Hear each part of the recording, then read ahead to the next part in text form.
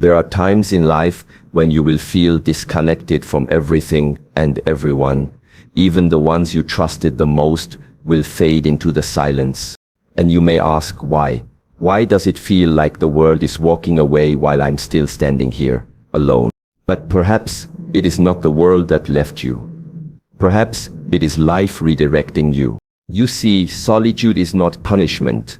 In the silence we hear what the noise never allowed us to understand. Just as the seed must be buried in darkness before it breaks the soil, so too must the spirit sometimes retreat to prepare for growth. When God removes people from your life, it is not because you are unworthy. It is because you are being prepared for something they cannot go with you to. We all want companionship, but solitude is sacred. In aloneness, you do not escape the world. You meet your truest self. If your journey now feels quiet, it means you are being carved, shaped, not to fit in, but to stand firm. This is not rejection. It is alignment. It is transformation. So walk boldly in your solitude. Trust that the stillness is not empty. It is full of answers, waiting for your awareness. When God wants you to be alone, it is not to break you, but to build you in a way no one else could. There will come a moment in every person's life where they are met with stillness, so profound it feels almost unnatural. This stillness is not the absence of sound, but the absence of company, of noise, of movement. It is in these moments that many people panic. They rush to fill the silence with distraction, with people, with noise, with obligations, all in an effort to avoid the feeling of being alone. But solitude is not something to run from. In fact, solitude, when approached with mindfulness, becomes a powerful teacher. The sacredness of solitude lies not in its comfort, but in its ability to strip away what is unnecessary, to reveal what lies beneath the surface. Just as a martial artist trains in quiet halls long before stepping into the arena, the soul must often retreat into silence before it can emerge stronger. To understand solitude as sacred, we must first unlearn what we have been taught by a world addicted to noise. In modern life, solitude is often framed as something negative, a punishment, a consequence, a failure. We are led to believe that to be alone is to be unloved, unwanted, or unsuccessful. But these assumptions are false, and more importantly, they are dangerous to the process of inner development. True solitude is not loneliness. Loneliness is the craving for connection. Solitude is the comfort in connection with the self. When God or life or destiny brings you into a season of separation, it is not because you are being punished. It is because you are being purified. You are being given the gift of time and space to face yourself without the masks you wear for others. And in that facing, you will discover strength that crowds could never give you. In many traditions, monks, sages, and spiritual seekers deliberately retreat from the world, not to escape life, but to deepen their awareness of it.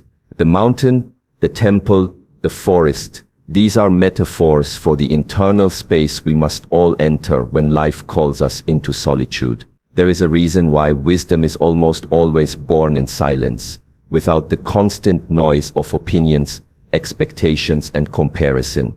You begin to hear your own voice. At first, that voice might be faint because it has been drowned out for so long, but over time, as you remain in the sacred space of solitude, your voice grows clearer. You begin to know what you truly believe, not what you have absorbed from others. You start to move, not with the pressure of the world, but with the rhythm of your own spirit. In this space, you no longer perform for approval. You begin to live with intention. Solitude teaches discipline. It sharpens the mind, strengthens the heart, and calms the body. But its most important lesson is presence. In the absence of others, you learn to be with yourself. That may seem like a simple idea, but it is one of the most challenging practices. To sit with your thoughts, your doubts, your pain, and your joy, without running, without blaming, without numbing. In solitude, everything you have avoided rises to the surface, not to torment you, but to free you, to bring light to the places you have kept in darkness. Solitude gives you the space to heal, not by forgetting, but by facing. And through that process, you don't just survive being alone. You begin to honor it. You begin to realize that it was never punishment. It was an indication, an invitation into your own inner temple, where the truest transformation begins. There is a sacred rhythm to life that does not always move in ways we can immediately understand. Often what feels like delay is divine preparation. What looks like isolation is actually the shaping ground for something greater. When life places you in a season of being alone, not just physically but emotionally, mentally and spiritually, it is not doing so at random. There is an intention behind every quiet moment. Aloneness, when seen through the lens of higher awareness, is not a detour from your purpose. It is the forge in which your character is refined. It is the quiet before the unfolding, much like a warrior trains long before the battlefield, or an artist sketches before the masterpiece. You are being prepared, not sidelined. The world tends to celebrate visibility, progress that can be seen, growth that can be measured, success that can be posted. But the most meaningful transformations happen in the invisible spaces. A tree's roots grow deep in the dark earth, long before its branches stretch toward the sun. So too, the human spirit must first deepen before it can truly rise. When you are alone, you are being rooted. You are being given the time to grow downward, inward, strengthening your foundations before anything visible manifests. This is why solitude should not be rushed through. There is a purpose in every unseen hour. The preparation in silence is what ensures you will be able to carry the weight of what's coming next. You cannot build anything lasting on a shallow foundation, so the time spent in quiet is not wasted.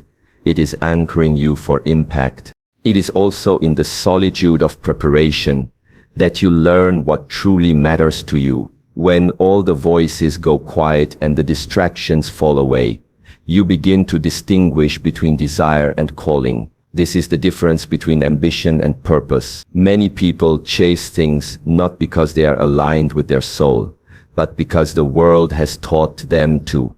But in aloneness, you hear a different frequency, the one that comes from within.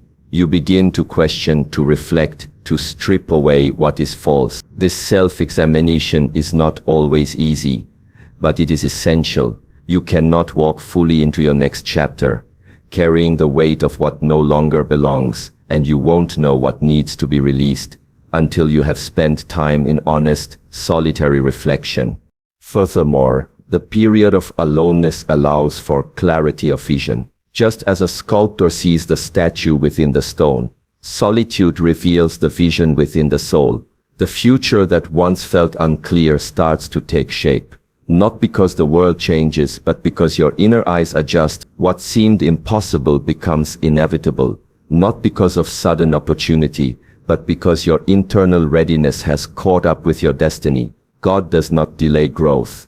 He aligns it. And when you are aligned, the next chapter will not feel forced. It will feel like a natural progression, because you will have already met it in your preparation. You won't stumble into your purpose. You will step into it with certainty because you allowed solitude to do its work. There are moments in life when the people you once walked closely with begin to drift away. It may happen suddenly, like a storm passing through, or gradually like leaves falling from a tree. No matter how it happens, it often feels like rejection, like something was taken from you, like something is wrong with you. But what if this separation is not a sign of failure but a sign of progress? What if those who leave your life were only meant to accompany you for a season, not a lifetime? Divine separation is rarely understood in the moment it happens. It feels painful, confusing, and often personal. But if you allow your perspective to expand, you'll begin to see that what looked like rejection was actually realignment, a movement orchestrated not by loss but by purpose. Not everyone is meant to walk with you into every chapter of your journey. Some people are only equipped for the version of you that existed in a previous season. As you evolve, your surroundings must evolve too. And sometimes, God doesn't wait for you to let go.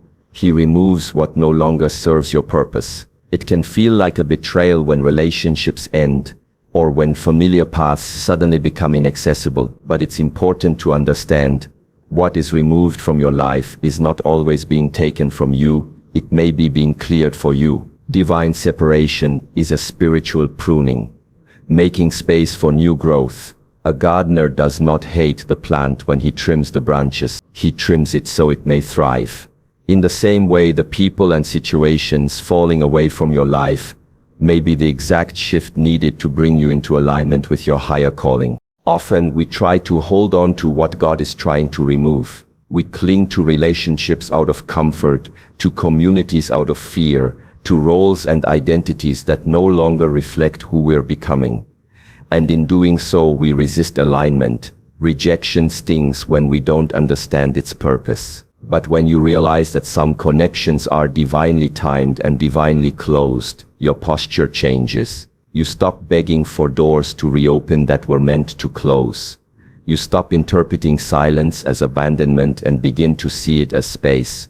Space for clarity, for healing, for redirection. What's removed isn't meant to diminish you. It's meant to prepare the path for people and opportunities that match your current and future self. When alignment is happening, some things must exit so new things can enter, not by force but by necessity. Divine separation is also protection.